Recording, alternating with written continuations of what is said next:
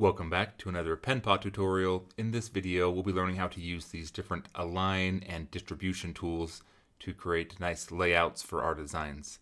Now, I left this page open intentionally from the last video because I want to draw your attention to this pages section. This is page 1, and this is the page, this whole canvas, everything we're drawing is inside of page 1. And I just don't want you to confuse this with boards that we talked about last time, because if we click Add Page, now we have page 1, and page 2 is just a new blank canvas. But it's still part of our main overall project. So you can imagine this might be the app design. So we could right click and go to rename and call this app. And then this one, maybe it's going to be the website design. So we could right click and go to rename and call it web. And that just helps us keep things separate. We can have multiple pages. It's also nice if we want to make a variation of this, we can right click and go to duplicate on an entire page. And then all those design elements are just copied over to this other page, and we can make changes over here and change colors and things. And then if we wanted to get back to our original, instead of having to do Control Z a bunch of times to undo, we can just go back to this other page. To delete a page, you can right click and go to delete, or hover over this trash can icon and you can delete a page that way. So now moving on to align and distribution tools. These help us organize the elements that are on our page, or align, like it says, the elements that are on our page. So if we were to draw a board, and then if we draw inside of this board a rectangle, if I want this to be right in the center, I can left click and drag, and you see that little purple line appears. This is the horizontal axis, and then this is the vertical axis, up and down. Well, along the horizontal axis, this tells me you're now centered. Between the top and the bottom, you're centered, and along this horizontal line, if you drag and stay on this line, you're going to be centered from top to bottom. And then if we go right to the middle, we see another line appear, and as long as we keep dragging and stay, it sort of snaps and keeps us there. And if we go right to the center, this tells us we're right in the center. So we have these nice helpers to tell us that. And also, if we go to the edge, it'll snap on the edge and kind of snap there. Same thing with text. If we have some text over here and we drag it, it'll snap to the bottom or the outside or the corner, and it'll snap right to the middle and tell us how far away we are from the center. But if we don't want to just free drag with our mouse, left click and drag, we can also center using these tools up here. So this just says align horizontal center, and if we click this, the text goes to the center between the left and the right. And if we do align vertical center, it will go to the center of the top and the bottom. And this is of the board. Same with this. So if we want this to go to the center from left to right, we click this one, align horizontal center. And if we want it to go to the center, or maybe we want it to go to the bottom, we click this one, align bottom. It aligns the edge of this object to the bottom of our board. If we want to go to the left-hand corner, we're already in the bottom now, so we just click align left and it goes to the left, align right goes to the right, and so we can go all the way around. Just practice using these, and it can be, at first you might not know if it should be the horizontal or vertical. It can be kind of confusing, because if we align, horizontally, is it like, oh, does that, which one is, on the line? But as you play with them, you'll figure it out. Now, something else is this distribution. Notice it's grayed out, because to use distribution, we have to have multiple items selected. So for this, I'm going to delete this rectangle. I'll take this text and I'll just say home, and then I will do Control D on my keyboard to duplicate and drag this over here, and Control D again will drag it that same distance out. And now I have 3 different things, and I can call one about, and another one I'll just do contact. So this is a typical menu you'd see like at the top of a website. If we drag it up here, we can see we're right in the center.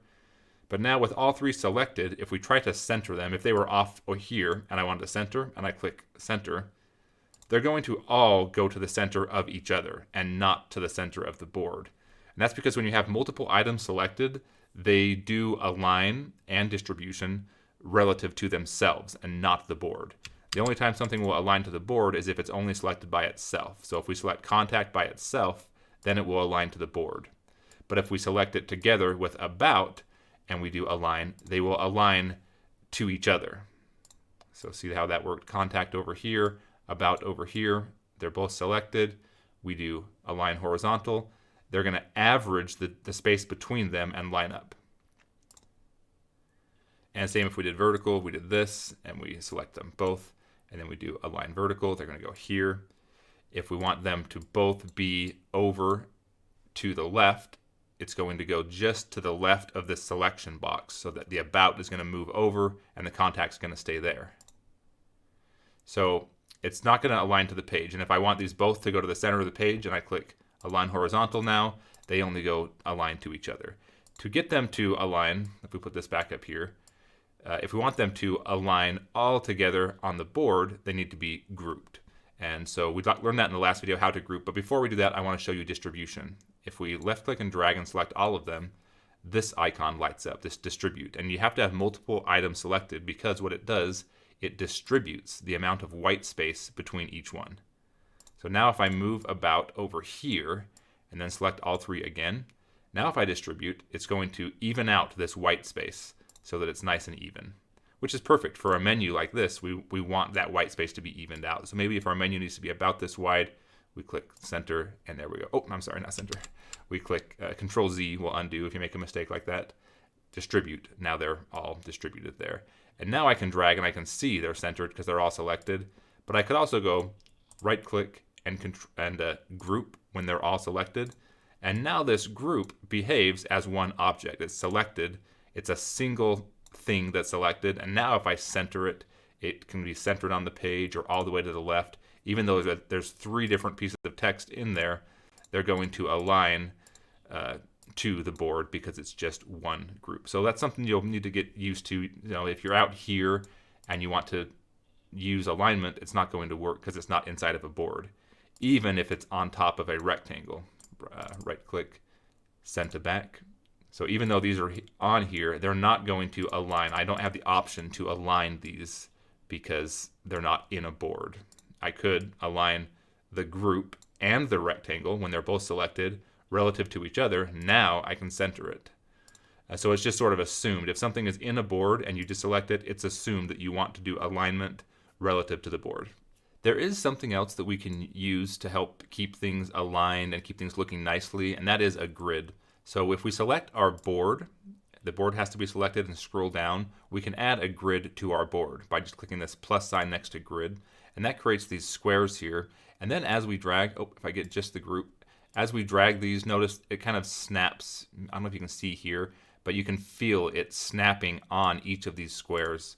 And we can go back to our board. We can change this to a column. And each of these columns, as we get, I gotta select the group again. As we get close to this column, it'll snap onto each of these columns.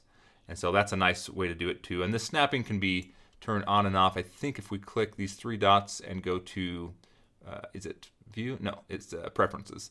We can go disable snapping to guides, to grids. We can disable this dynamic alignment, this disable snap to pixel. So these will change how that works. If we disable snap to grid, for example, now it won't snap to our grid. But it is a feature that lets us do that. Notice there was one that says snap to guide. We can create our own custom guide. If we want this to be a certain place, we can just hover up here in the ruler and left click and drag this down. And now we have a guide. And now this will also snap to our guide. And we can drag these over also. So you can use these in combination with a grid, but usually I'll do one or the other. So if I go back to my board and I can get rid of the grid, and I can just keep these guides. And so you can have as many of these as you want to. And the guides can be kind of nice if you're doing something specific. This is similar to other graphic design programs as well. So that's align and distribute. I was going to do a full design here, but in the next video, let's design a basic landing page for our website using everything that we've already learned, and we'll just put a little bit more practice on using these align and distribute, because it's just something you have to practice and get familiar with if you're not used to it. Again, align and distribute is something that lots of other programs have as well, so if you already know how to use it, they function exactly the same as any other program. Thanks for watching. If you have any questions or comments, leave them below, and I'll catch you in the next video.